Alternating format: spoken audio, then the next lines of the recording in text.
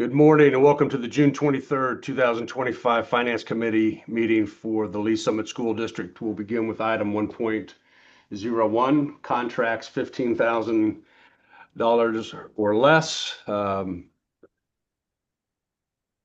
again, a fairly long list, typical of what you would see this time of year, though, end of the year items that are now just being processed into school year items and also into fiscal year items that are now being processed.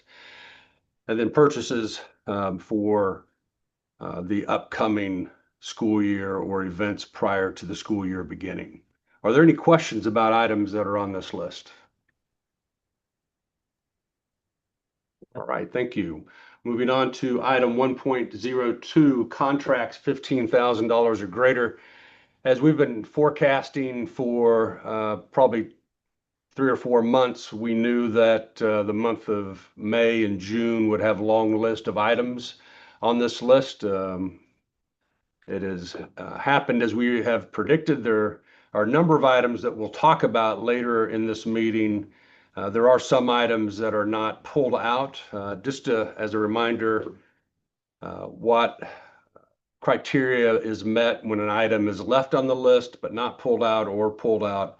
Any new item we will discuss as an agenda item, and any renewal that is over the CPI, that the renewal cost is over the CPI, that item is also pulled off. So if we have a renewal item, agenda item that is under the CPI, then that item will not be pulled off. But we're always open to answer questions about any item that's on this list.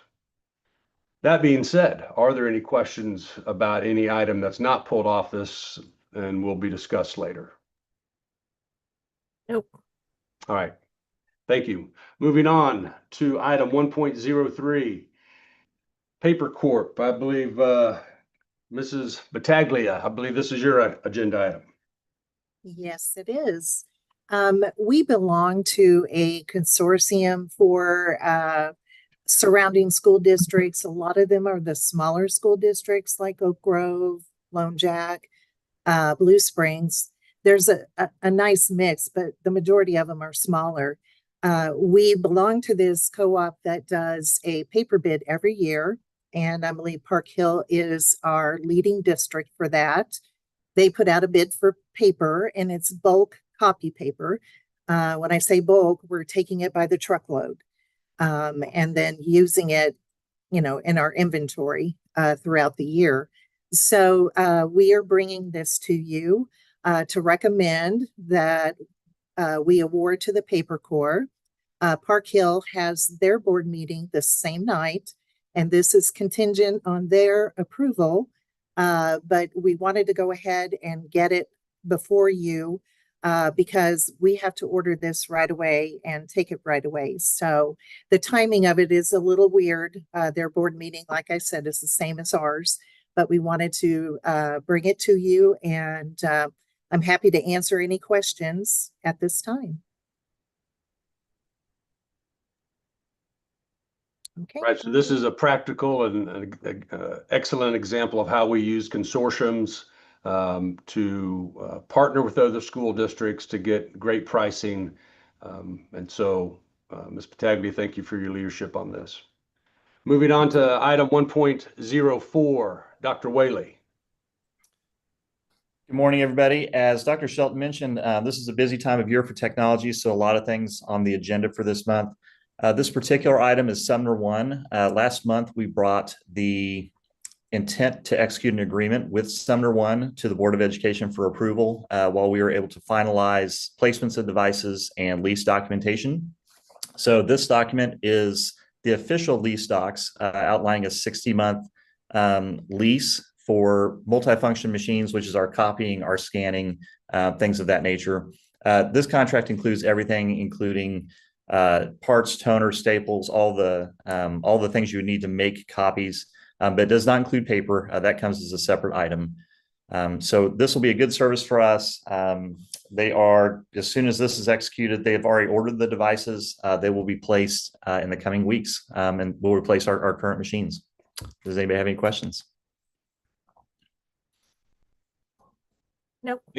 Thank you, Dr. Willie. And you have a handful of items moving forward to just move through your agenda items. Okay, I can do that. So item 1.05, so 105 and 106, these are year-to-year computer replacements, nothing really new. I will highlight a couple things. So with Apple, again, these are our typical computer replacements. They're replacing end-of-life devices. With the exception, each year we've been working with different curriculum departments to talk about their needs and what they need to effectively teach kids in more of a real-world effective setting.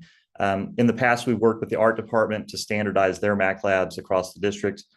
So this year, we worked with the music department and Amy Cranky to talk through, what does music need? Because right now, they're kind of in this situation where they have, a Windows device, but primarily they're using, iPads or Macs that they may have, acquired through fundraising or other means. So working with her and her team, this particular Apple computer replacement includes standardizing Macs and iPads across the entire music department, which will provide a much better learning environment for staff and students.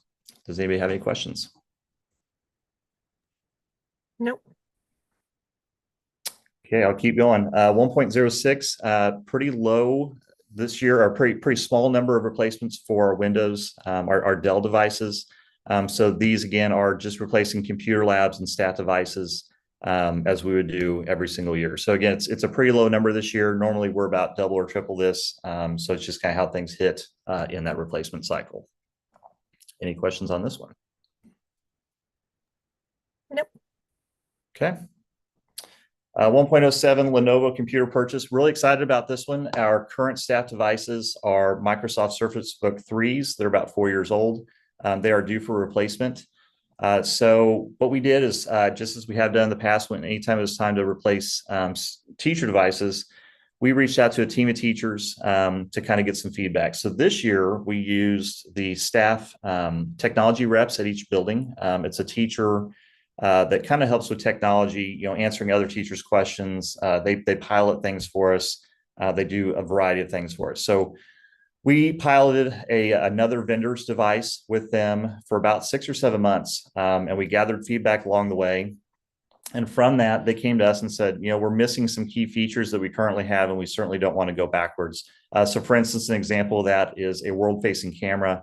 So it's the camera not only on the front of the device, but also on the back. So they can scan documents, send to parents, video students, things like that. So we took all that feedback, and some of those features are getting very hard to find. It's kind of interesting in the market right now. So we found the Lenovo 13W does offer the devices that the teachers asked for. So we worked to secure pricing on that through a co-op. So this will replace all of our teacher devices, our principal devices, any instructional staff to replace our current Surface Books. Anyone have any questions? Nope. Okay. 1.08 is Power School. We're at the end of our 3-year agreement with Power School, so it's time to renew. These are, with Power School, as with many software products, they always have an annual uplift. So we worked with them to limit the amount of that uplift. I think we started at about 6%, so we got them down to 5%. But these are not only our student information center, but includes Business Plus, which is our finance software. Human Resources uses Talent Ed. A lot of our departments use different Power School softwares, which are outlined in the quote. So this is our annual, a new 3-year agreement with Power School. Any I questions? do have a question on this one. I noticed that there's another Power School contract down at 1.18. Why are those quoted separately? Yeah, so normally they'd be quoted together. Power School somehow got a message, maybe from us or somewhere in the works, that we weren't going to renew special programs, so they left it off. So we took it separately because I didn't see it. So then Stacy Mathis let us know that's not actually the case, and Jesse Segan, that they were going to continue a special program, so it just came as a separate item. Normally those would be co-termed together, but it was just a misunderstanding. Oh, gotcha. Thanks. Welcome. Okay, and then my last one is 1.09. Mrs. Wooderson's on also. She helped put this together. Similar to last board meeting, we're bringing some cooperative agreements to the board for approval, so permission to use those. These are for more of our networking items. So anytime we might have some fiber repair needs or fiber equipment repair needs, networking equipment, any professional services where we might need a consultant or an engineer to come in and help us redesign something. So these are 3 co-op contracts we have used for many, many years. And we're just bringing them like we did last time up front for board approval. Yeah, I have 2 questions on that. One is, do you have an internal procedure for if there's overlap between the 3 different agreements, like how to choose one? Is it just best price, or how do you handle that? Is there a normal practice, or do you just do it on a case-by-case basis? It's generally case by case. We always seek out the best pricing, especially on hardware. It's usually it's pretty cut and dried. Where we do get a little more selective is with regard to the professional services. We want a vendor that's really familiar with what we're trying to accomplish. So, for instance, if we were going to work on our firewalls, there are some specific engineers in the area that are very, very good at it. We don't want to just send that out to anybody and have them kind of work their way through it. So generally, we'll have relationships with folks that have done work for us before or understand our environment, and that kind of keeps us up and running, in a better fashion than if we just went out for, say, a low bid. I hope that answers your question. So each of those vendors are only falling under one of the 3 umbrellas, and typically, or one of the 3 contracts typically, and so you would only, which vendor you want to use, so you would go to that agreement or cooperative agreement. Typically, yes. There are some Okay. exceptions to that. We might have a vendor that can leverage, multiple, maybe 2 of those, and we'll say, hey, your best pricing is over here instead of here, so that they'll work with us on that. Okay. And then just for sorry, go ahead. Go ahead. Just for clarification, each of these contracts was a 1-for-1 award. Okay. All right. And then my other question is, do you have procedures for your teams who are purchasing or need things? Do they always have to go to one of these 3 contracts, or are there exceptions where they go outside of that? Or is it you got to find it in under one of these 3 contracts? Usually we'll seek out, what we are needing first. So we're always selecting the best products, the best services for the district, hoping, that they'll either come in competitive. Let me kind of back up. We will always have the option to RFP also. So it just kind of depends on what we're doing. So we certainly don't say because it's not on a co-op, we can't use it. We're always seeking, the best services, the best devices for the district. These 3 though are the ones that we typically use the most. Okay. So your teams, your staff would start there and then say, but they don't have what we need. We're going to need to go RFP it or whatever. So they would look here first and then go outside if needed. Or, for instance, let's give an example. We're looking around at possibly switching, say, our help desk. So what we'll do is we'll research help desks first. We'll select the best one that might work for, or actually the best feature set that might work for the district. And then we'll start working with those vendors to say, which of you are on co-ops, which of you aren't, and then kind of narrow that down. So we prioritize product first. And then if they happen to be on a co-op, we'll probably go that direction. Yeah, Board Member Dawson, I think it's just the opposite. I think we start broad, and then as we determine which product or service we desire, we look at the co-ops first as a pricing tool or a contract tool. If it's not there, then we would go through that more formal RFP process. Okay. We definitely don't want to limit our options simply because it's not a co-op. Okay, got it. All right, thanks. I appreciate the clarification. Absolutely. All right.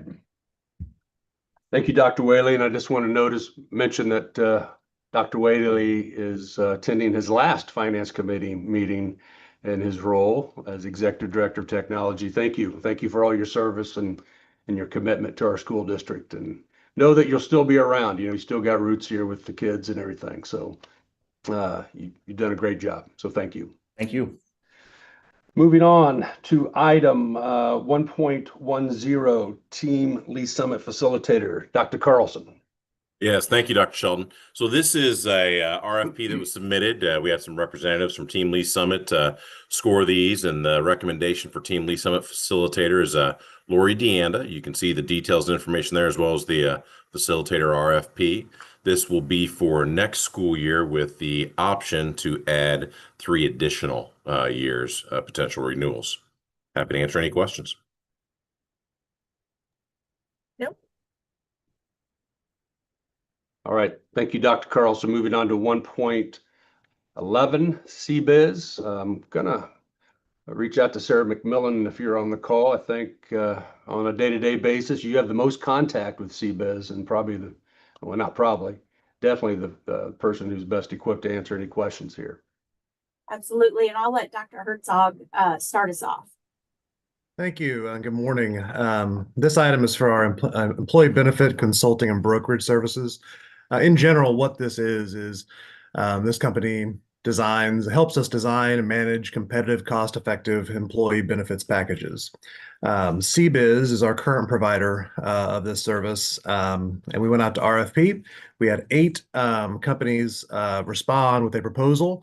CBiz was the highest score by a large margin, 20 points. They were also the highest score in all of the categories that we had, including cost.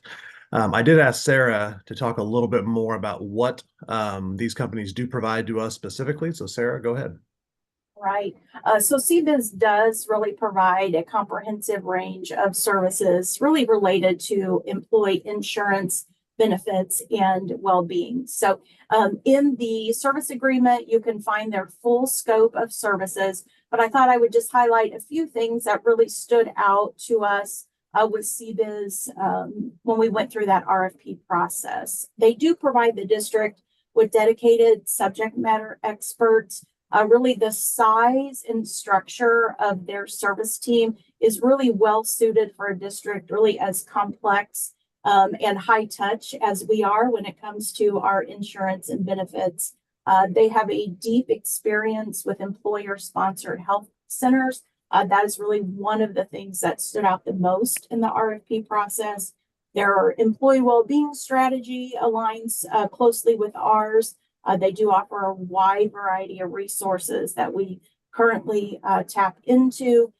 They provide our ACA compliance support. They manage our retiree and COBRA administration. CBiz is already really a leader among our Missouri school districts, so they're familiar with our environment. And finally, they do have experience in self-insurance, which is consistent with our current approach to self-funding. So we would be happy to answer any questions you may have.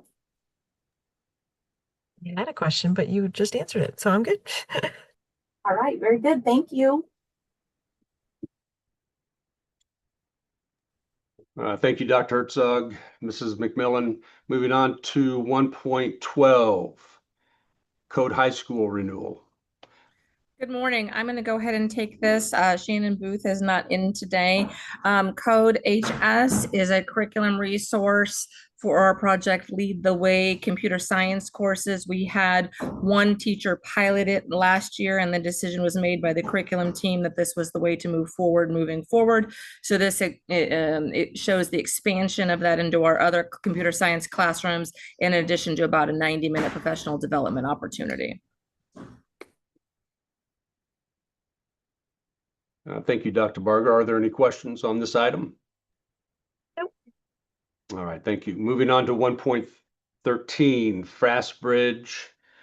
I believe that's Dr. Jones. Good morning, everybody. This is just our contract renewal each year for FastBridge, which is one of our progress monitoring tools we use, both on the MTSS side of supporting students on the elementary and reading and math and monitoring their progress with interventions, as well as many of the SPED teachers also use that to monitor students' progress towards their IEP goals. Any questions with FastBridge? Nope. Okay. And then next is me as well with NWEA. As before, continue just to renew our contract with NWEA usage for K8 and some beyond that.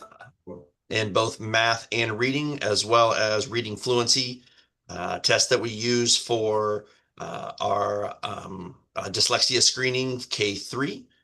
So it's just a continued renewal for our contract for next year. All right, thank you, Dr. Jones. Moving on to item 115, Follett renewal. Mrs. Taylor? Yes, so Follett Destiny is our library management system. We've been using this system for 20 plus years. The price increase this year is due partly to us converging all of our sites into one contract, and then part is due to just their standard increase for different enhancements they've made this year. So, any questions? Nope. All right, thank you, Mrs. Taylor. Moving on to 116, Huddle Services. I believe we have Mr. Hippel here as well as Dr. Herzog. Is a component that we utilize not only in Lee Summit, but also throughout the state of Missouri. For our folks, we have fixed cameras at our stadiums and then also at our main gym at each of our 3 high schools. So it allows us in a limited capacity to stream games that are being played, but it also allows our coaches and students and families to be able to have access to how their child is performing, and then be able to create online an online system that would allow them to help get recruited, do stats for them, and so on and so forth. But it's a highly used program that we've used for several years in LSR7. I'd be happy to take any questions. Yeah, I got a couple questions. So can you explain the mechanism by which we pay for part and the booster clubs and coaches, what is it, the coaches camp funds, how you work together to make those payments? How does that get Absolutely. negotiated? Yeah, absolutely. So at a district level, we finance the same amount across to each of the 3 high schools. One of the high schools wants a little bit bigger capacity, if you will, a little bit quicker turnaround. So they pay a little bit more, but we pay the initial part up front for all 3 high schools, and then each I'm sorry, it's escaped my mind. Each high school then would send the difference in the check back to the district. We do that through the activities office at each high school. Okay. And so both the coaches camp and the activity and the booster clubs are under that activities group, Correct. right? The booster clubs at all 3 high schools are the ones that pick up the difference. Okay. All right. And have those other 2 groups approved the price increases? Absolutely. Yes. Yeah. We've been a part of this throughout the year. Okay. All right. Thank you. Thanks for answering You're my welcome. questions. All right, thank you, Mr. Hippel. And I believe, Mr. Hippel, this is your last Finance Committee meeting as well, and you're retiring. It is. Thank you. Well, we will miss you, and thank you for your service as well. Thank you. Moving on to item 117, Mystery Science Renewal. Good morning, team. Mystery Science is one of our core science resources. We use this and PLTW to service the needs of our K-5 learners. Mystery Science is an inquiry-based program. We've been using it for several years. It's widely popular with our teachers and our kids. It's given us some flexibility in how we work with PLTW to make science really accessible, especially given our instructional minutes. This is a renewal proposal. It does reflect a small price increase, which really has been sort of the pattern with Mystery Science for the last several years. This is, as mentioned in the report, a product of some vendor increases as well as some early discounts that they've removed, but continues to be a really high quality product that we have currently aligned some of our newest curriculum revision to and hope to continue to use. Happy to answer questions.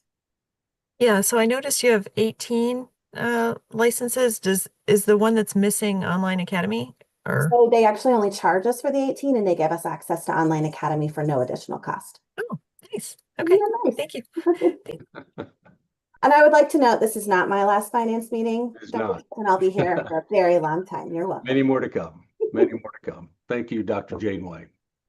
All right, moving on to 118, Power School Special Programs. We touched on this earlier with Dr. Whaley. I think Dr. Mathis, though, is here. to address any additional questions. Yes, good morning. For Power School Special Programs, Dr. Whaley talked about just a misunderstanding with Power School, but yes, we are wanting to continue to utilize Power School Special Programs to maintain our forms for special education and 504 evaluations, IEPs, and 504 plans. We're also able to keep other records, including meeting notes and things, all as part of one place where we can store that information. Part of the benefit of continuing with that is that it does, for the most part, feed from our Power School student information system. Any questions? Nope. Thanks. Thank you.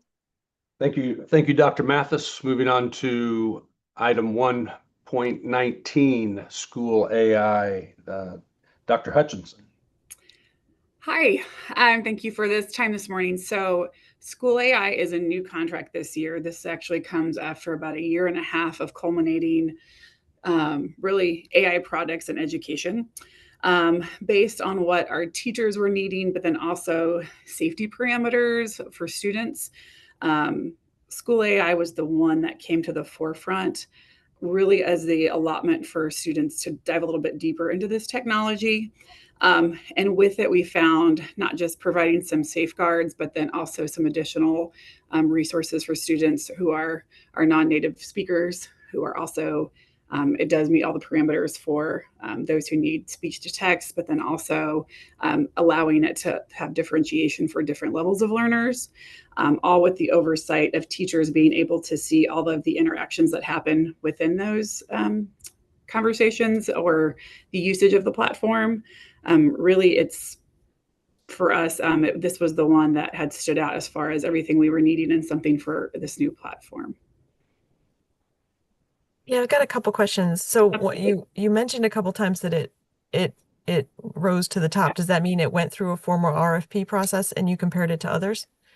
So it wasn't a formal RFP, but what we have done over the last 1.5 years, there's been 3 that have met our PII standard or network standards. So Magic School, School Task, and School AI. So this first initiation was for students. We looked at teacher and student use. This is the one that uses Anthropic as their like AI system language they talk with instead of using ChatGPT. Also, so the safeguards it provides also are a little tighter than some of the others as well. Okay, so if it didn't go through a formal RFP process, how was the decision made to go for a full, like across the district, 2 years with a 3rd-year option? Like, I'm wondering if the grant was only for 17,500, if it was considered to do a pilot first, rather than the full thing and have to pay the additional 32,000. How was that decision made? So we actually well, we talked about, we've worked with them for about 1.5 years on a lot of these. When these first came out, we used the free version on a lot of things. So for Magic School, School AI, the pricing has come down considerable. So when we first started out for this, we did not know if we were going to get a grant or not. So they actually lowered our price usage for elementary and middle school because to do something just in just high school or just middle school, we were going to leave groups of people out in that. So, and then they actually gave us such a good price, we could extend it all the way down because they gave us a reduction in licensing prices because we were going with more buildings, but it still fit within our initial budget we had from last year. Oh, okay. So you had a budget for this and you were looking at the different options. Okay. Yeah, Okay, and then with the grant allotted us to go. And then when they reduced the price of the elementary licenses also, that's why we were able to go K-12 instead of just 6-12, which is what originally we had looked at, but the grant and then lowering the price increase or the price decrease for us allotted us to do that still within our original terms. Okay. And it sounds like you did pilot it in a sense because you were looking at the Oh free yeah. version. So yeah. So what we looked at was School AI. Well, all 3 is not just usage, but then we sent surveys out to teachers too, through like what they were looking for in a resource, what they wanted in a resource, but then also making sure that they met the standards for what we wanted for our students and that really that transparency between, student and teacher interaction was super important. And it allows us to keep all of those interactions, and teachers can actually see all of those interactions. So that way it's not, and it's all in one platform and one basically one user board for a teacher to look at. Gotcha. Okay. And one last question. Yeah. So the contract said it's a 2-year contract with a 3rd-year option. Does that mean if we say yes to that 3rd year, would it have to come back to the board for approval, or when you sign this, you're good to go for 3 years and the board doesn't need to look at it again? So that item would come back to the board for that 3rd year, that 1-year extension. Okay. And yeah, that was also, we didn't want to lock in for a full 3 years because this is changing so much too. We just want to make sure we have that 3rd year as like, okay, we've done it for 2. Let's make sure it's still the best product at the best price for us too. Gotcha. All right. Thank you so much. All right. Thank you, Dr. Hutchinson. Moving on to 1.20 Trauma Smart, Dr. Segan. Good morning, everybody. It's good to see your faces.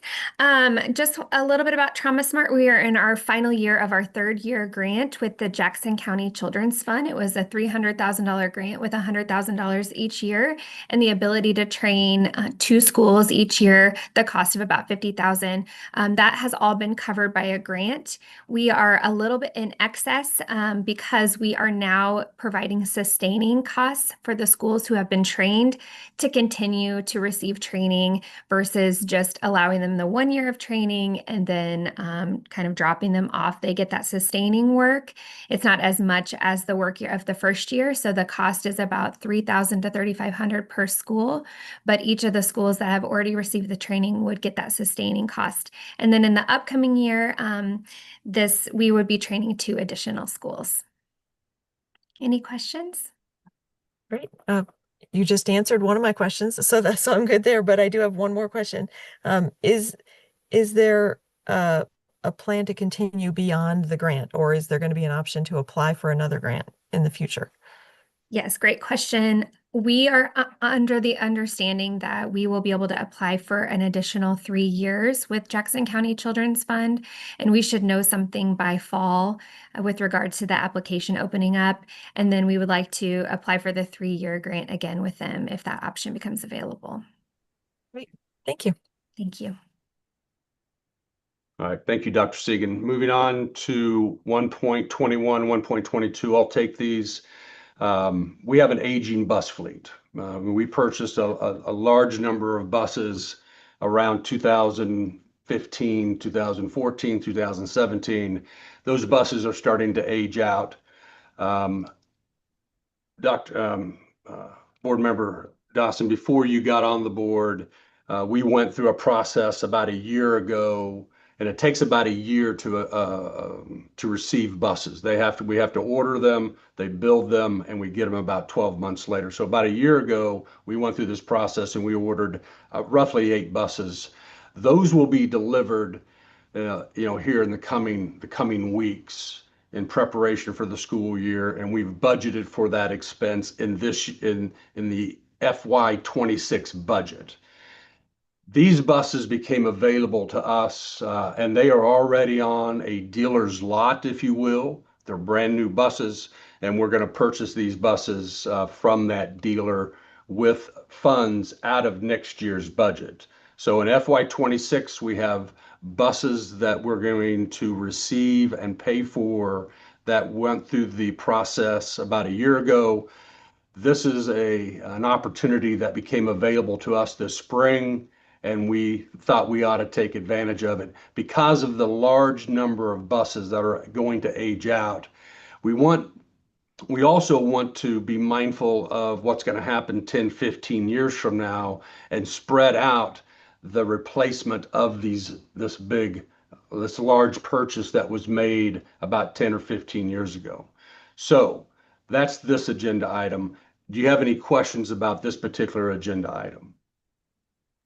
Nope, actually I had one and you just answered it, so I'm good. All right, so moving on to item 1.22. This is the similar process to what I just described that happened about a year ago.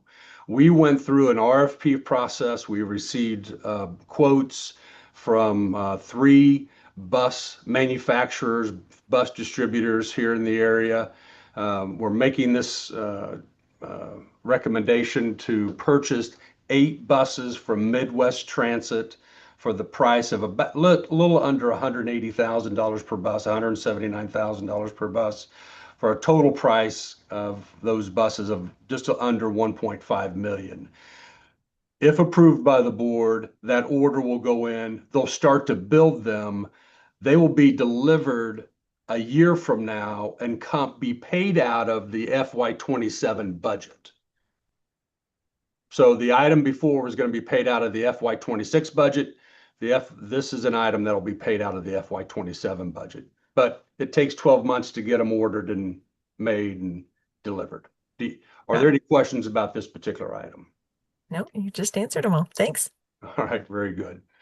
All right, moving on to 1.23, the Zonar system. So this is the purchase of tablets for each of our buses. These tablets will help in many ways. One way, though, is currently when we have a driver that's learning a route or maybe a substitute driver, we have to give them a route sheet, if you will, and it tells them turn right here, turn left here.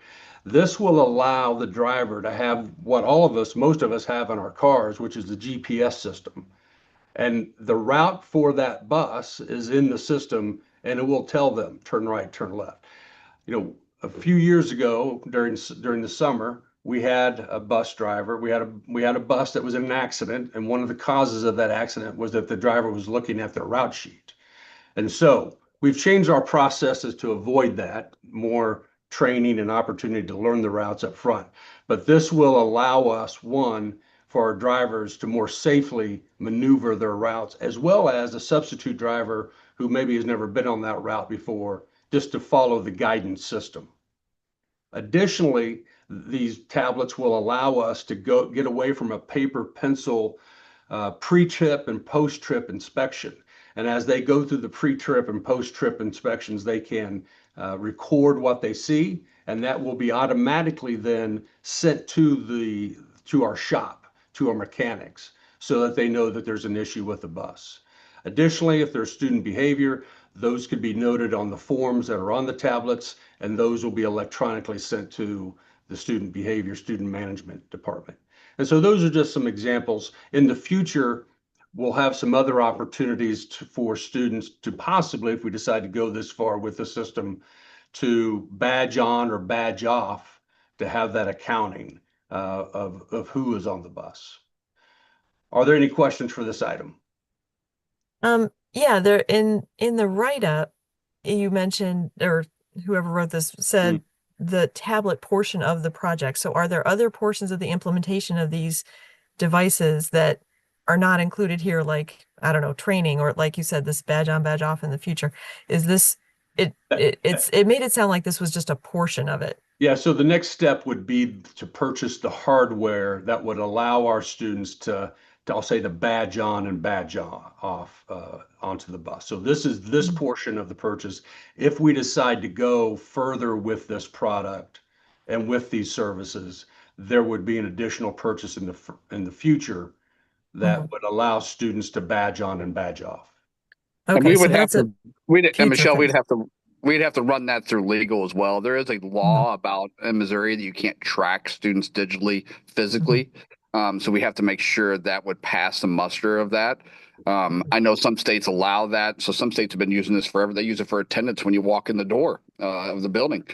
We cannot do that in Missouri. So we'd have to work with legal to make sure that's an option we could even use here in Missouri.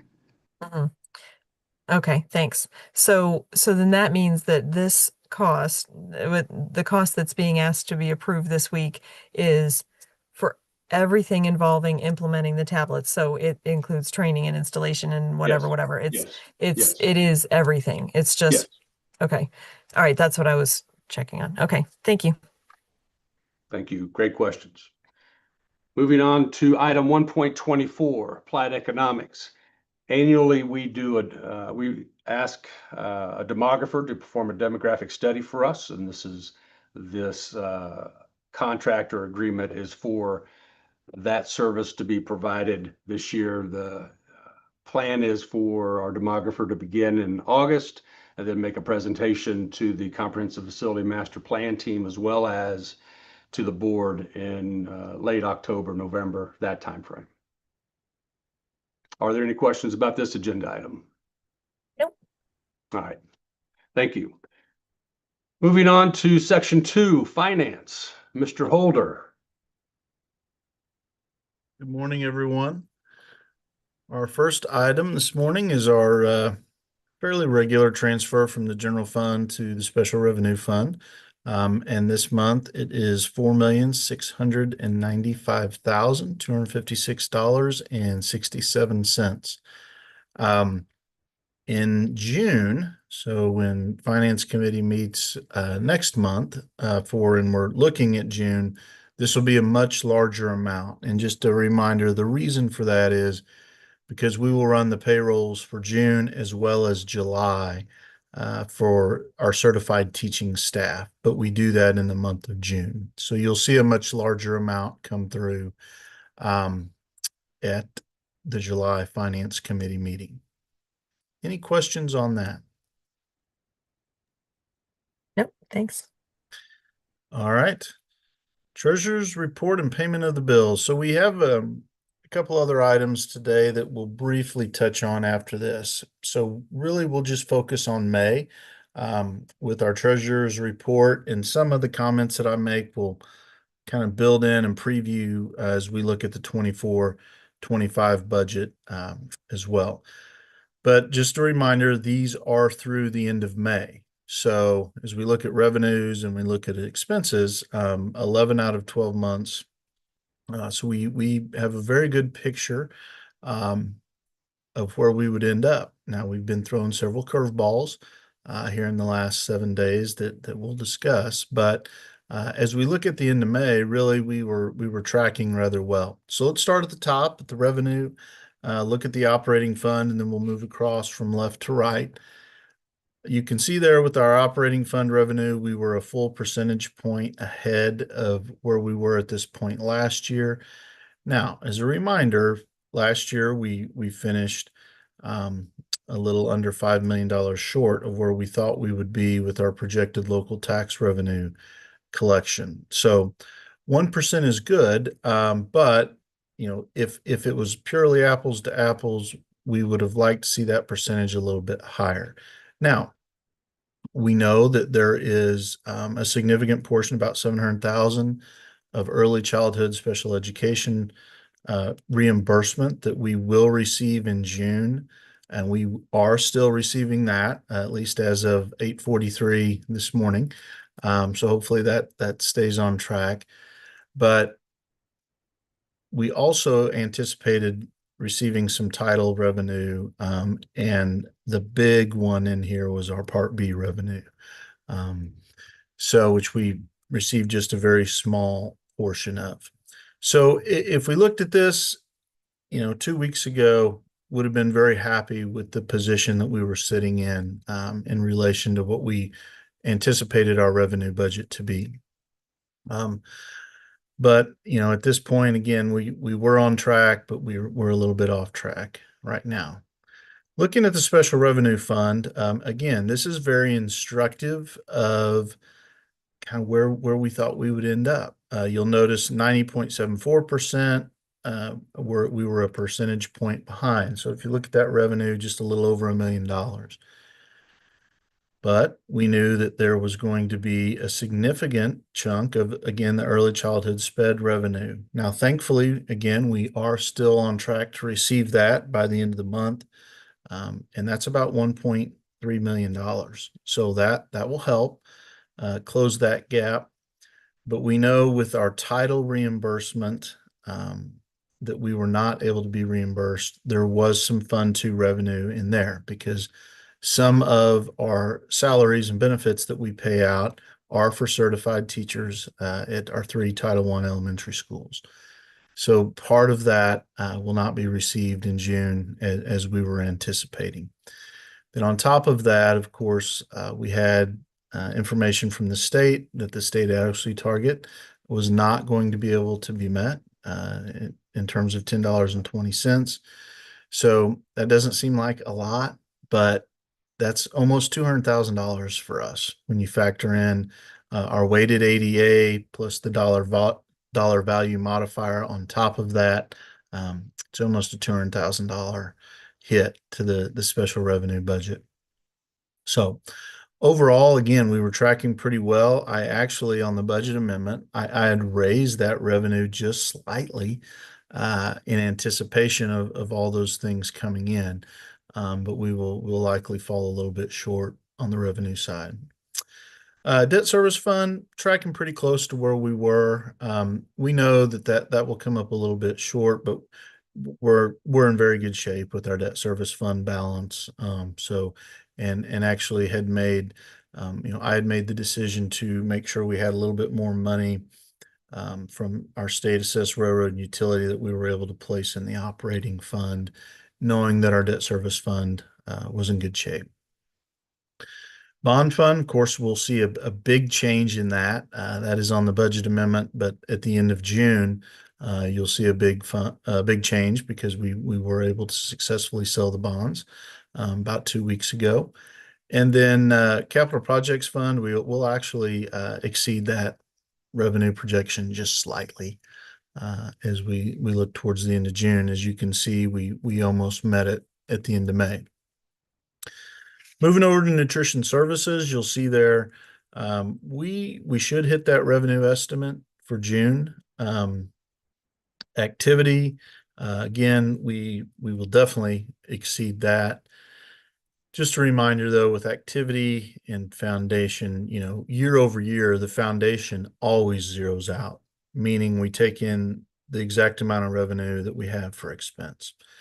Activity won't ever zero out. I mean, in theory it could, but very slim chance of that. So you'll always have a little bit more revenue or a little bit more expense. But over time, those activity funds generally stay very level. And so you can have minor fluctuations. This year, it looks like we'll take in a little bit more revenue and activity than we have in expenses. That'll help on our ASBR fund balance just a little bit. But just a reminder, those are just fiduciary funds that we hold for the schools. And then before and after school, we should exceed that revenue. And you'll notice on the budget amendment, I adjusted our restricted funds revenues slightly just to reflect that we will end up a little bit ahead of where we anticipated. Moving down to expense, you'll notice with our operating expenses, really tracking fairly well there.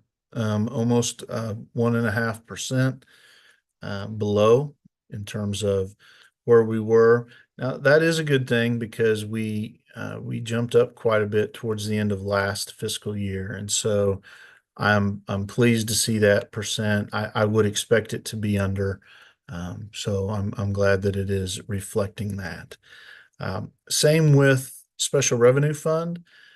I'd like to see that a little bit even lower. It is almost a percent, a little over around 0.8% lower. So watching that very closely, I did make a slight adjustment in our budget amendment with expenses for the special revenue fund. But that one was not as much of an adjustment towards the end of last fiscal year. So all in all, I still feel pretty good about where we sit with our special revenue fund expenses. Debt service fund, right where we would anticipate it to be, and we should not have any other expenses hit that fund in June other than a very minor, maybe a payment of be less than $5,000 to UMB.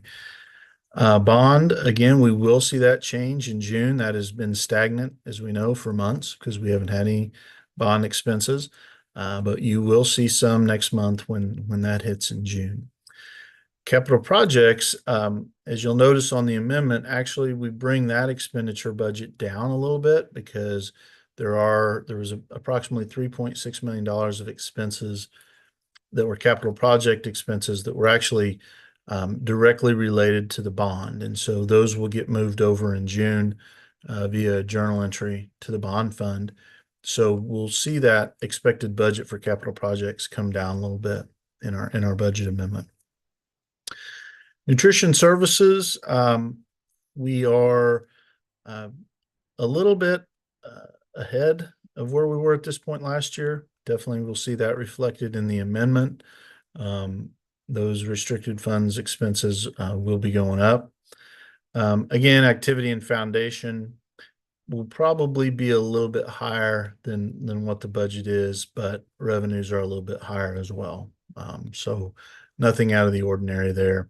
And then before and after school services, looks like that budget should be on track as it sits now.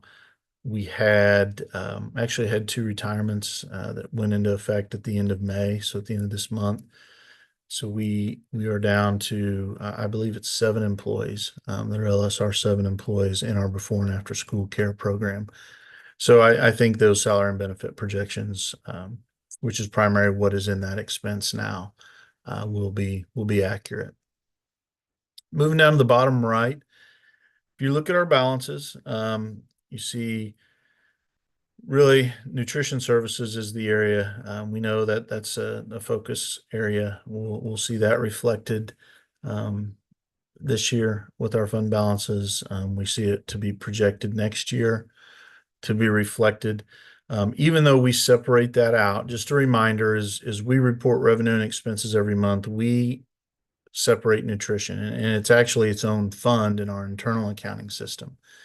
But in the eyes of the state, that is all general revenue or operating revenue and operating expense. So when they look at our fund balance, they are taking into account those expenses out of the nutrition services fund. So as you can see there, again, this is through the end of May, so not the end of the fiscal year, but down just a little over 800,000. And I would anticipate that is not going to improve in June. It'll probably get that discrepancy, that disparity will get a little bit larger. So just something to watch as we move into future years. We had a large balance that have been built up. Have always carried a decent balance in nutrition services, at least as I go back and look, 10 years ago, pre-COVID. Of course, we know COVID really bumped that up because all meals were reduced at the free rate from the federal government. So that really jumped our federal revenues in the food service program. Well, that stopped a couple of years ago. And so, moving forward, I think we're going to have to kind of readjust to our new normal in nutrition services. Before and after school, you can see at this point last year, at the end of May, we were still in the negative. We crossed that important threshold a few months ago, and now we're in very good shape in our before and after school services fund. Again, just a reminder, just like nutrition, though, in the eyes of the state, that's all operating revenue and expense.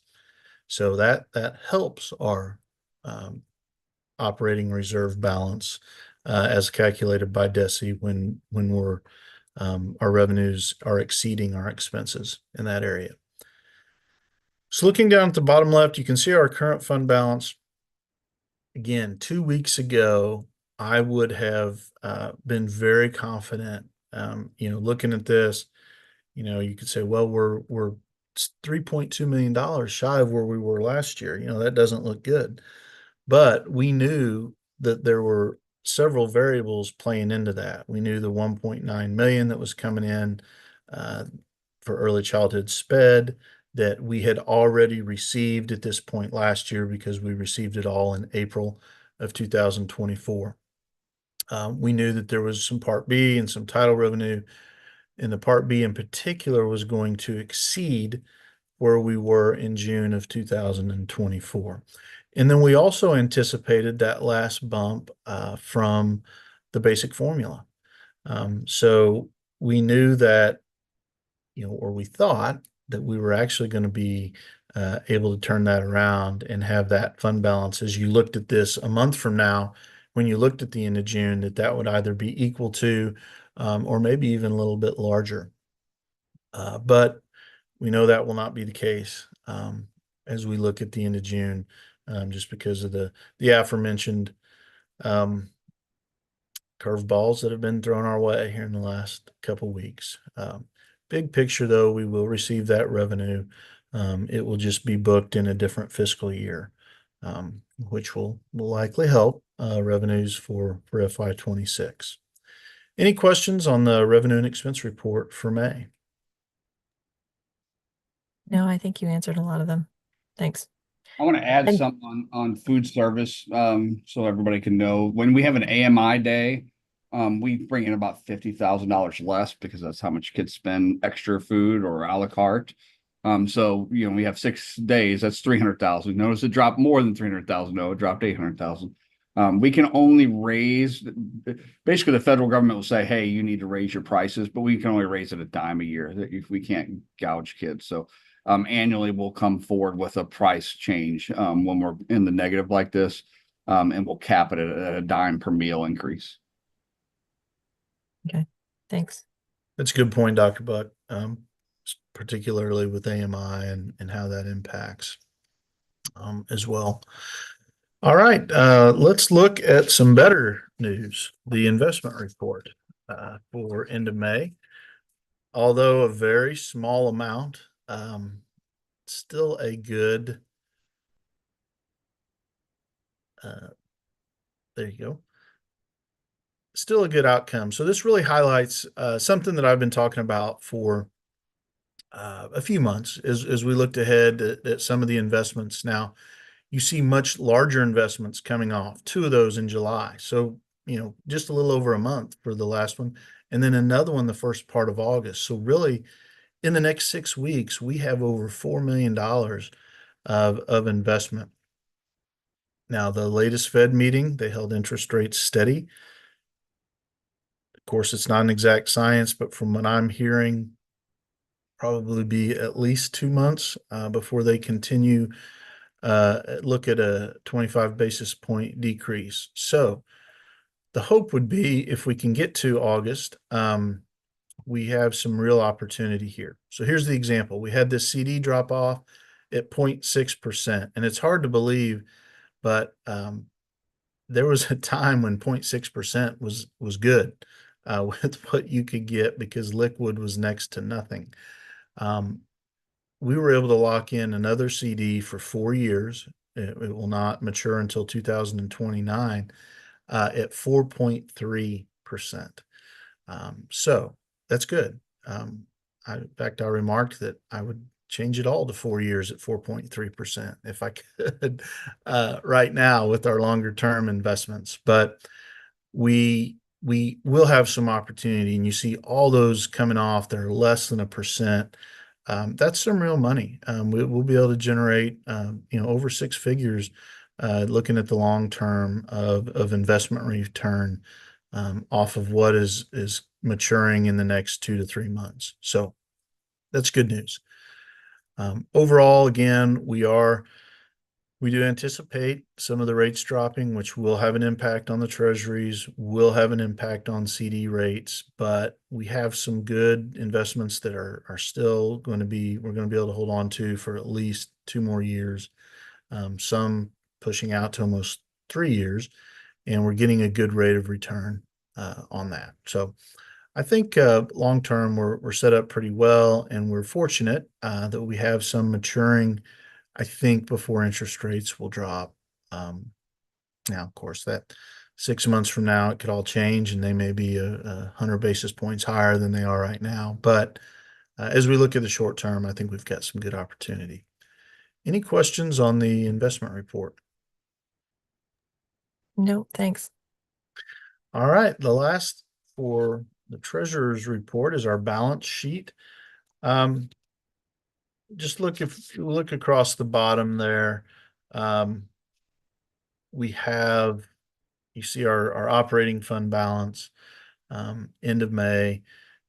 Look at debt service fund, a little over $11.85 million. That will improve as we get through the end of June. So we will still have a healthy balance in debt service. And I mentioned earlier, our debt service revenue won't hit exactly what we budgeted, but we're in very good shape there with our debt service. Capital projects, you'll notice that 2.2, that is with the $5 million transfer, which I adjusted slightly with the budget amendment, but that will come up we will finish better than 2.2 because of our ability to move some of those expenses into bond expenses.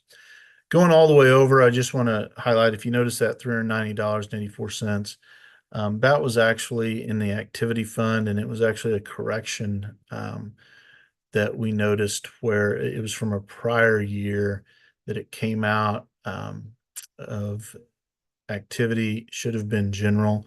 That will correct itself as we close the books for June. So that will not remain hanging out there. It's just we have to wait till the end of the fiscal year for us to actually zero that out. Any questions on the balance sheet? I did not have any. All right. Well, let's jump into the 2024-25 budget amendment.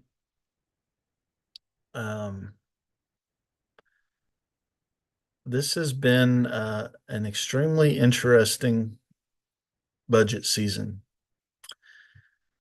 And will continue to be, I think, in FY26 for a variety of reasons. I will say, today I'm just really going to try to hit some of the highlights. I'll try to keep it brief because we are in our work session. We'll go over this in more detail and have a presentation on Thursday night that kind of outlines the 24-25 budget as well as the 25-26 budget.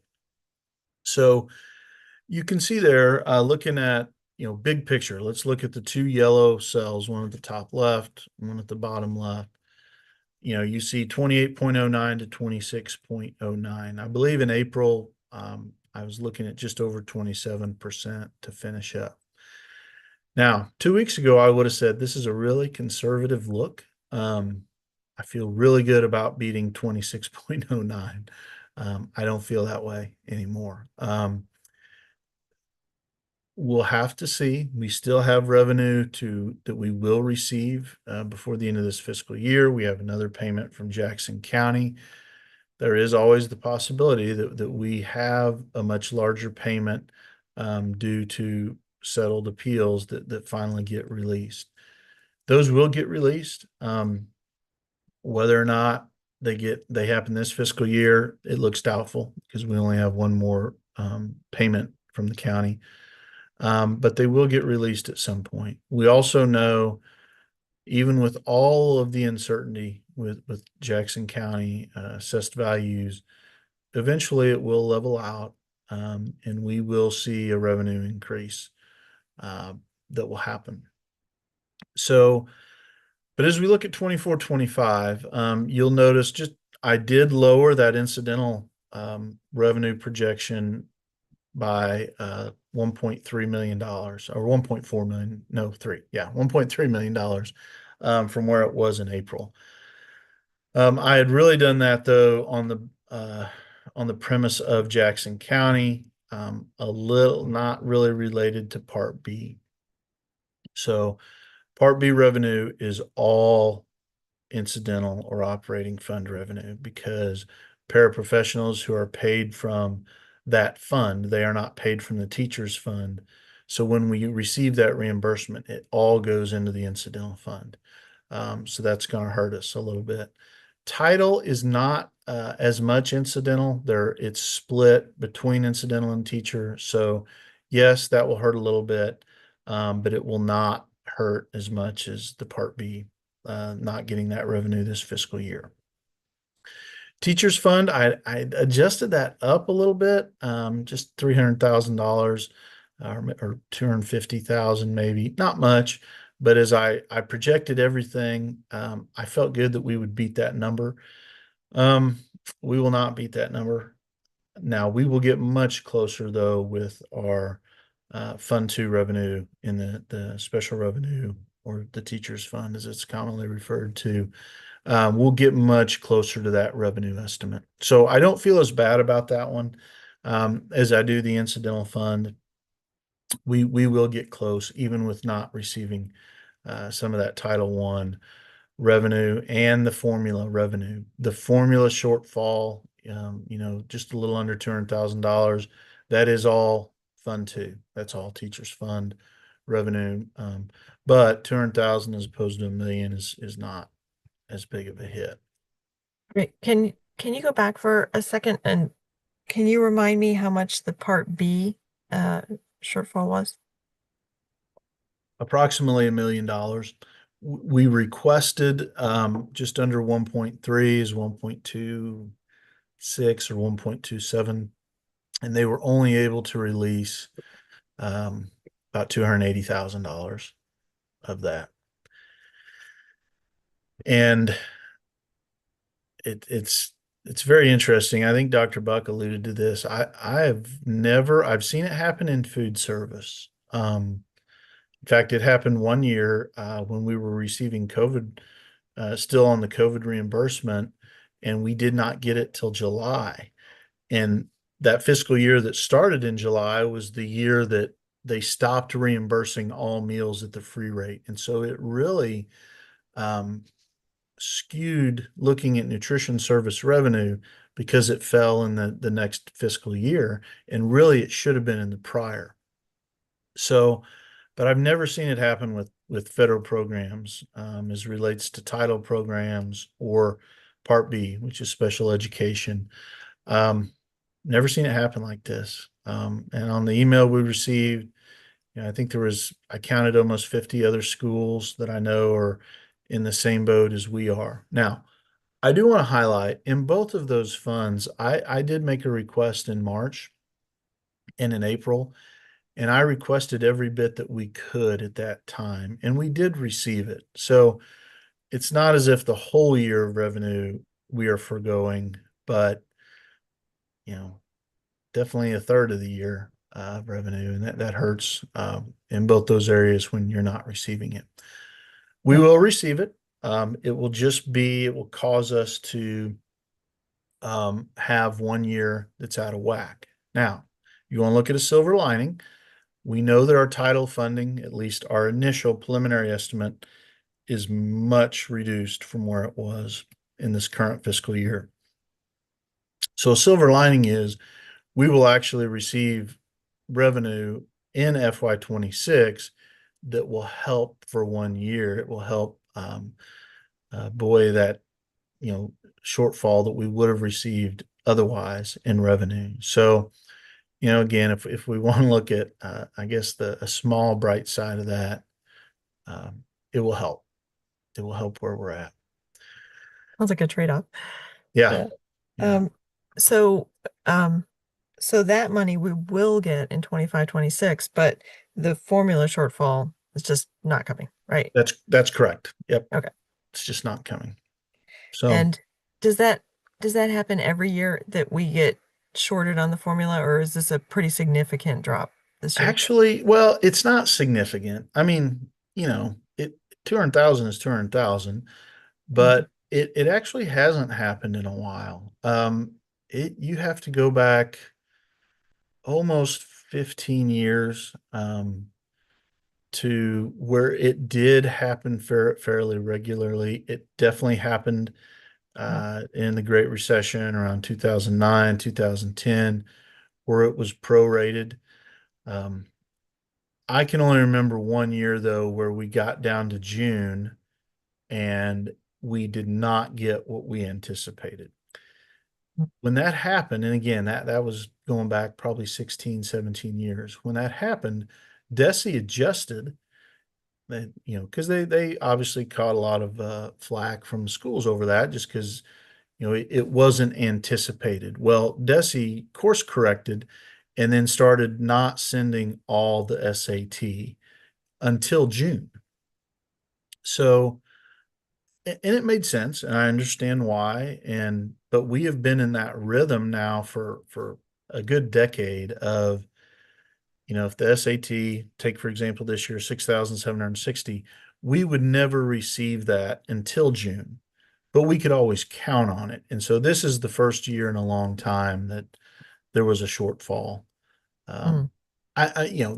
There could be a very minimal, I mean, we're talking $1 or less of a shortfall, but usually they have the funds to fund it. Okay, thanks. what, yeah, there's a lot of variables there too with next year. A lot of people estimated or should have estimated this year that did not.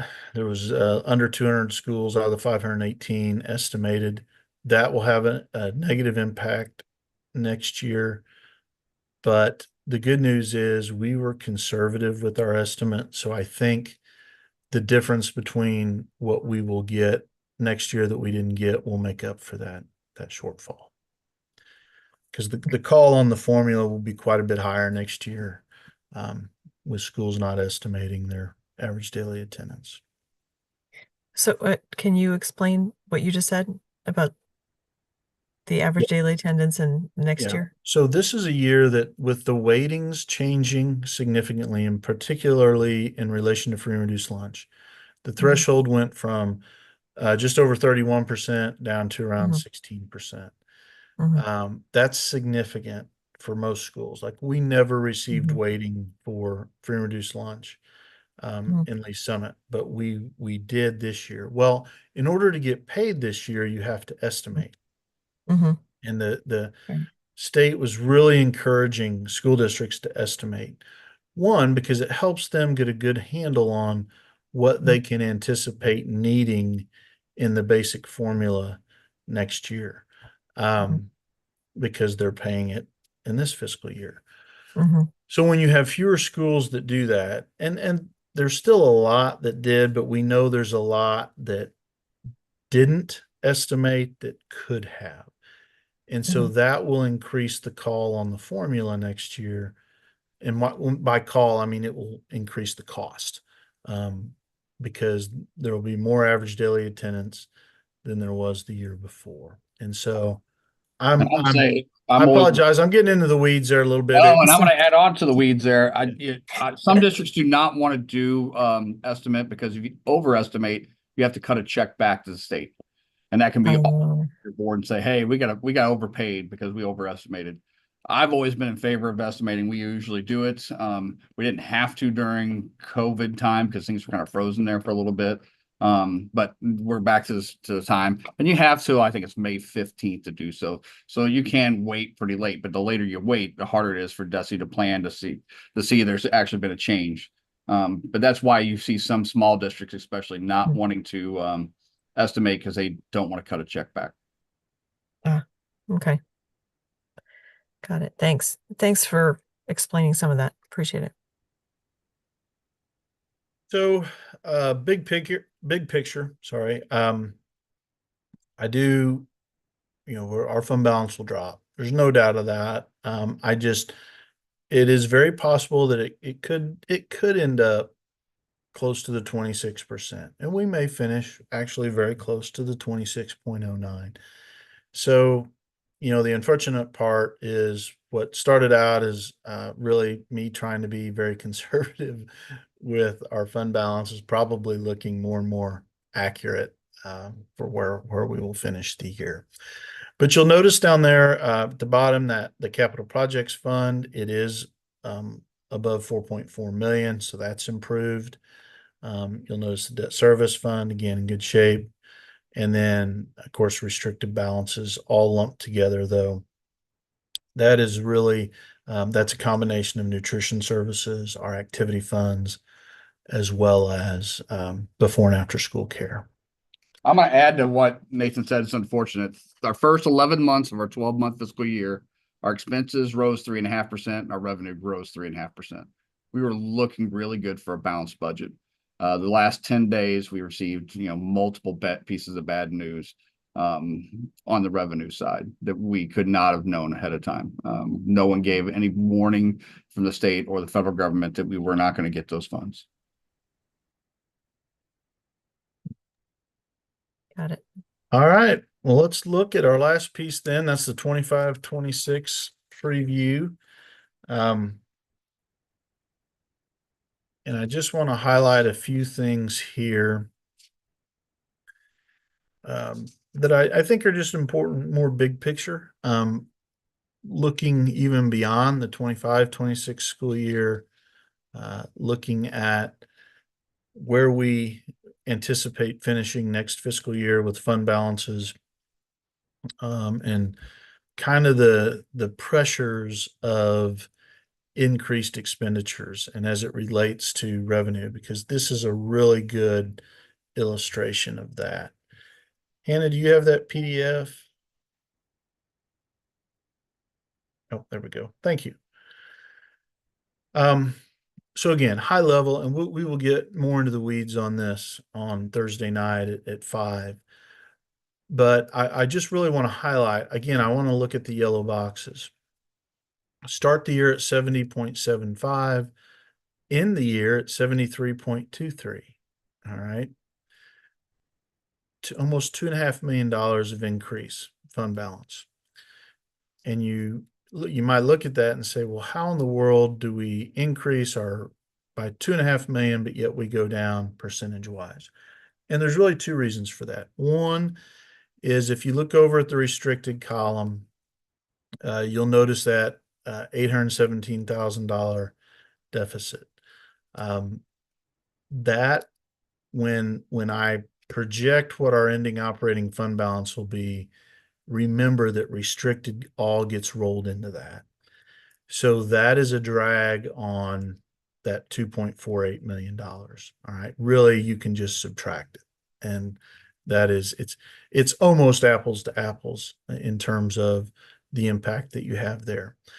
The other thing that we have to note, and this is something really, again, when I say beyond FY26, just something important that we all need to keep in mind, but in particular the board is, operating expenses increase. And this year they're slated to go up about $11 million. Now, part of that is over $2 million in transportation that is contracted. And I mentioned this in the narrative for 25-26. That is an expense in 25-26 that we will incur that does not have supporting revenue behind it. But as we move to fiscal year 27, it will have revenue behind it. So in FY27, you will see that you'll see a corresponding revenue that will be received. It'll never be perfect because the expense will always go up, probably a little bit year over year, but we will at least have most of that recouped in revenue. So you see a year lag there. You will notice that the transfer that I'm making down, it's about 2/3 of the way down the page, is only $2 million from incidental to capital projects. But even with that, we still are increasing our fund balance by almost $2 million. And we do want to build that back up. But part of the reason that I left that at $2 million was because of some of the pressures on our operating expenses, in particular related to that. It's not a one-time expense, but it's a one-time expense that we won't have revenue to support it that happens next fiscal year. Is that the bus purchases that I just heard about in the other part of the meeting, or is this something different? This is something different. This is something that was approved a few months ago, and these are the contract where we are contracting out part of our transportation services for early childhood special education. Okay. And there's a significant cost to that of a little over $2 million. However, that is reimbursable by the state, which is part of the reason why it was attractive for us to look at that option.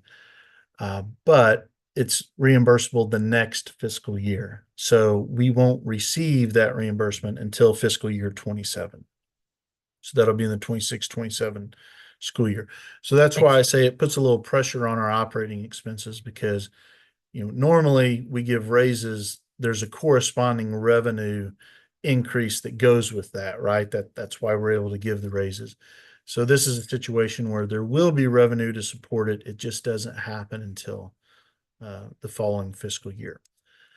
But big picture, again, expenses go up, revenue has to go up, and it can't just go up dollar for dollar. Revenue has to exceed those expenses if you want to maintain that operating percentage at a stable level.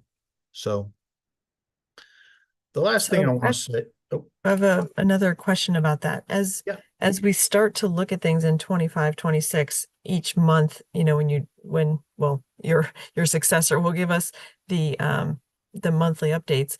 That money that's coming in late from 24, 25, is that going to like throw everything off and make it look like we're bringing in more money than we really are? Yes, Or it will. Comparing month to last year month is going to be yeah, wonky because you're going to have supposedly in the first few months, and it'll throw every month's comparison after that a little off. off. You're Yeah. correct. And I'll add there could be another one you get thrown off. We may have the opportunity to do our recoupment tax this fall, which is not in this budget. We don't Sure. know if Jackson County will give us the information in time before our tax rate's set. If that's the case, then in December, January, we're going to receive more revenue than what you're seeing here. And that'll be a very different number in the yellow box at the bottom. And remember, that's the 4.9 million we were short in the FY23 cycle. Right. So this budget we're looking at on this screen doesn't reflect any of those oddities at all. This is just really what we're going to bring in for 25, 26, what we're going to spend in 25, 26, right? that is, And then those will be weird outliers, right? yeah, on the revenue side, that is very much the case. I did put a little bit in local revenue, but $1 million out of 130 million. So, and by that I mean an increase over what I anticipate. And I looked at 3% from our local property revenue. That is really a great unknown, and it's frustrating because I sat here a year ago and I really would have anticipated certainty, and we just don't have that certainty. But what we do know, Dr. Buck is 100% correct. There will be revenues coming. It's just a matter of when. And again, the frustrating part is a year ago, I really would have thought, well, it's done. We've received them. We had our 1 year bump, and we're moving forward. But it will happen. We know that. Even yes, there's the possibility of recoupment, but there are funds there that have been held because there are still thousands of appeals that have not yet been settled. We will receive that revenue eventually. So it will throw it out of whack. Now, I will say title, it won't. What happened with title actually allowed me to keep that revenue line the same because it just, again, our budgeted, what we expect to be reimbursed for FY26 changed drastically. So that actually helps us just level that out. But part B, for sure, there will be $1 million increase that we really shouldn't have had otherwise. So it will throw that out. So then you add on what could happen with local revenue. Yeah, could be a big outlier, but it's one time. And so it's one-time revenue, and really it will help us build our fund balance back up. And that's really the last thing I wanted to say is this is why we have fund balances. And it's a shame that I've had to say that 2 years in a row. But at the end of the day, it's probably a good illustrator of why we need fund balances. And we are still able to stay above a 25% threshold that used to be 20%. We imposed the 25% on ourselves as a goal, but we're still able to maintain that even with all of the things that have happened in the last couple fiscal years. So big picture, that's a positive, and that's why you carry the reserves that we do. So that is all I have for today, but I'm happy to answer any other questions that you might have. No, I appreciate you answering my questions this morning. I know we'll go back over it Thursday, and I'm looking forward to that discussion. Thank you very much for indulging my questions. I'll just add one piece. If you go back 5 years ago and 30th, 2020, our reserves were 63.8 million. So feel fortunate to be in a spot where we went through a pandemic and all the uncertainties we've had over the last 5 years. And we're able to build up our reserves enough that our percent isn't plummeting down below our board goal of, I think it's 20%, if I remember correctly. Okay, so the board goal is 25 or is 20, but you guys have imposed your own 25% for that conservative cushion. I don't think we have a number, and Steve, correct me wrong, you can look it up real quick and see if we may have changed it. I think this Yeah, last. the CSIP is CSIP, 25%. What is it, 20? 25. All right. in the Okay, so CSIP. the CSIP asks us to be there in 3 years. Okay, but we're already there. But and again, you're going to have an extra 5 million at some point come in there, 4.9 million from a recoupment tax. What I would also say is what we look at is how steep you get there. You do not want to drop 3, 4, 5% in 1 year, because it's hard to pull that up when 81% of it's on salaries and benefits of our expenses. So we want a gradual lowering, not anything steep. And something Dr. Buck has highlighted in the past, and we are so heavily reliant on local funding that having those fund balances, at a higher level helps us maintain cash flow to the point until we can get through that December, January timeframe and get those local funds back in. Okay, thanks. All right, Mr. Holder, thank you. And also, this is your last Finance Committee meeting before you retire, and thank you for the wonderful job you've done as our CFO. Thank you. All right, moving on to Section 3, Facilities. Mr. Gorell. Thank you very much. The first item on the agenda today is a contract with Cook, Flat, and Strobel. They're an engineering company that submitted along with one other engineering company for our RFP involving geotechnical and construction testing work related to the 2025 bond. Both of those areas of work are required by building code. And so something that we have to do as a part of our 2025 bond projects. We submitted an RFP. If you look at the bid tabulation, you'll see the unit pricing that they provided. We normalized that pricing just kind of based on what we think we would need for like the Greenwood Elementary School project was the example we used. These are on-call services, so throughout the bond issue, we will use them and just pay them hourly for the services that are required. CFS was our vendor for the 2020 bond also and did a great job for us. So we are comfortable recommending award. So I'd be glad to answer any questions. Yep, no questions from me. Thanks. All right. Mr. Gorell, do you want me to take this next item? Yeah, you should give an overview. All right, very good. So item 3.02, Emergency Alert System Pilot. So we have been piloting the emergency alert system or wearable panic buttons at Miller Park School over this past year. This is a system that we want to bring on district-wide, and I'll say this system, a panic button system that we can bring on district-wide. Many school districts have this already. We're expanding this pilot to Woodland Elementary and Lee Summit West Elementary. And so this is just the expansion of this pilot that we began at Miller Park.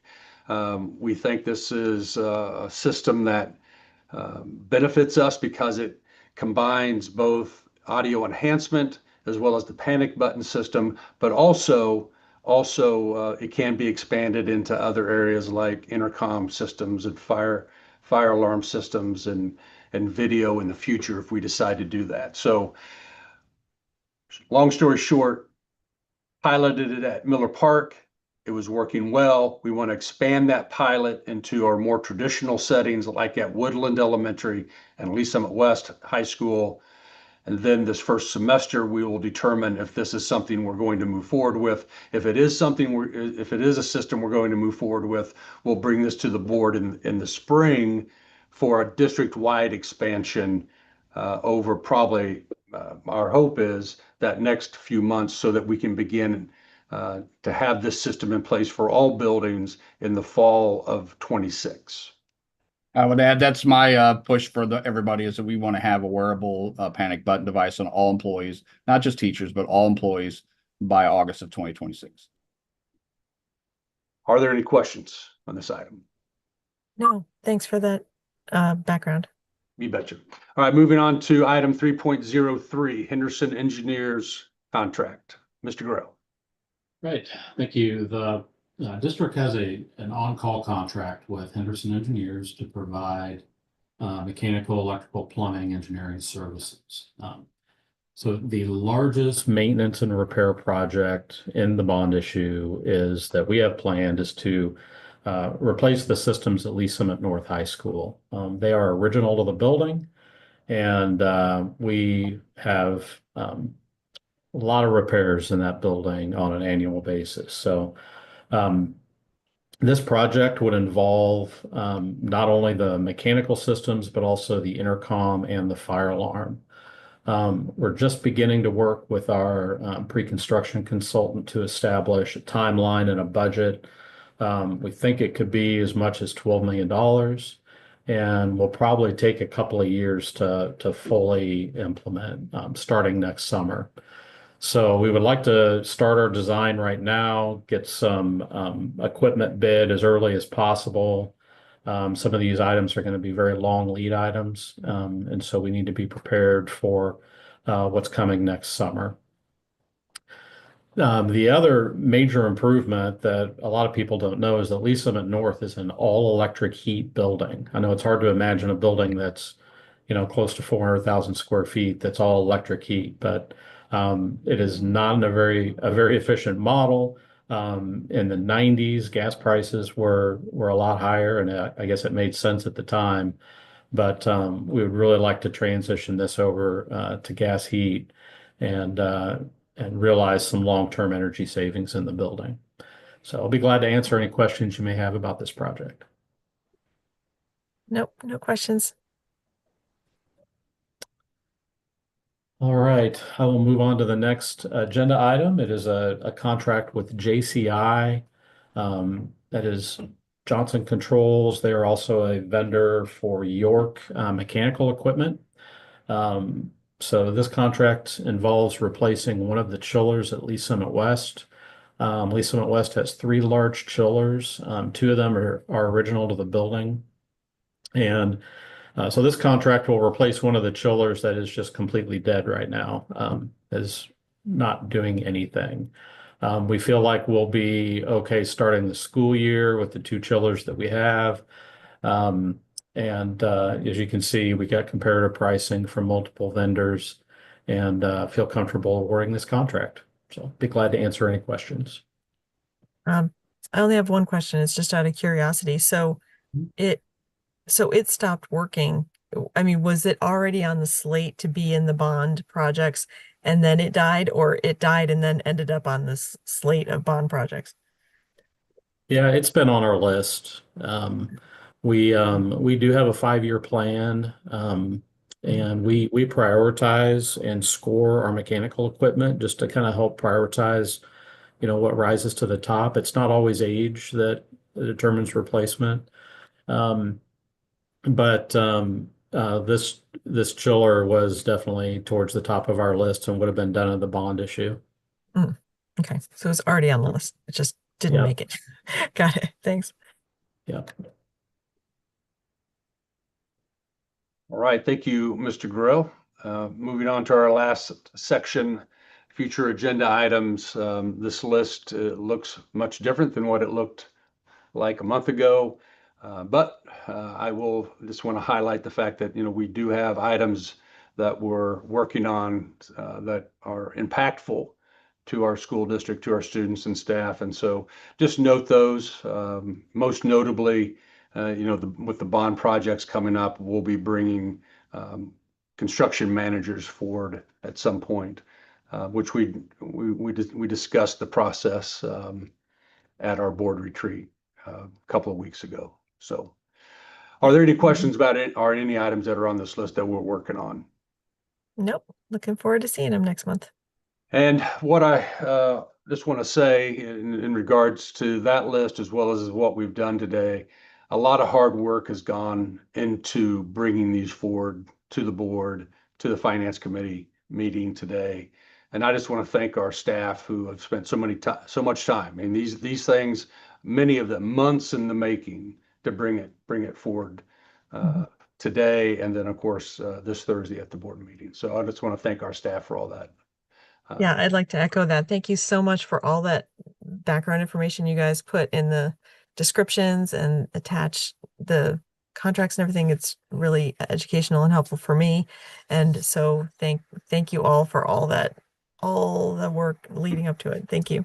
And well, you're very welcome. And if any time you have any questions, or any board member obviously has any questions, please don't hesitate to reach out to any staff member. All right, well, that concludes our finance committee meeting for today. Thank you. Thanks. Bye.